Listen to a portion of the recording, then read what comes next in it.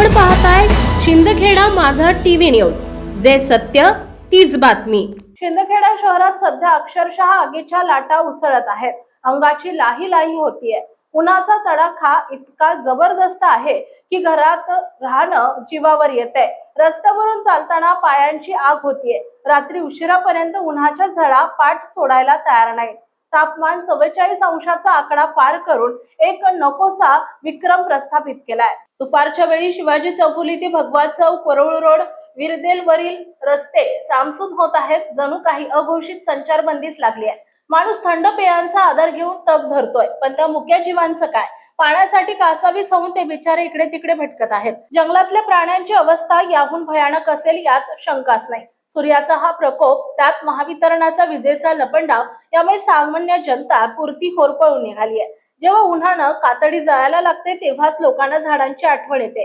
सरकार दरवर्षी कागदावर कोट्यवधी झाडं लावण्याचा आव्हान, प्रत्यक्षात त्यातील 1% झाड टिकत नाही। जुन्या जाणत्या माणसांनी झाडं लावली, ती पोटच्या मुलाप्रमाणे जपली। आजच्या स्वार्थी समाजानं ती झाडे कधीच भुईसपाट केली असती। 50-50 वर्षांची जुनी झाडं तोडताना कोणाचे हात थरथरले नाहीत।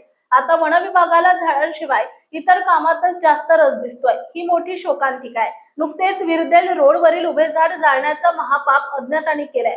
आवाज किंवा संरक्षण येणारा कुणी नाही, फक्त वृक्ष समिती उरली आहे। या समितीला शहरवासियांनी साथ दिली तर शहरातलं पर्यावरण नक्कीच सुधारलं असतं। नदीकाठच्या समांतर रस्त्यावरची झाडं पाण्यावाचून डोळ्यादेखत मरत आहेत। प्रशासनाला त्याचं काहीच सोयरसूतक नाही। अधिकाऱ्यांचं लक्ष फक्त मलिदा ओरबडण्याकडे आहे। आपण निसर्गाकडे जाणीवपूर्वक दुर्लक्ष करून स्वतःची कबर स्वतःच खोदत आहोत, हे आता जनतेनं समजून घेण्याची वेळ आली आहे। जर हीच परिस्थिती राहिली तर शिंदखेडा शहराचं तापमान लवकरच 50 अंशाच्या पुढे जाईल। शिंदखेडा आधीच भकास वाटतंय, त्याचं वाळवंट होऊ द्यायचं नसेल तर वेळीच भानावर यायला हवं, अन्यथा येणारी पिढी आपल्याला कधीच माफ करणार नाही। मुख्य संपादक यादवराव सावंत, शिंदखेडा माझा।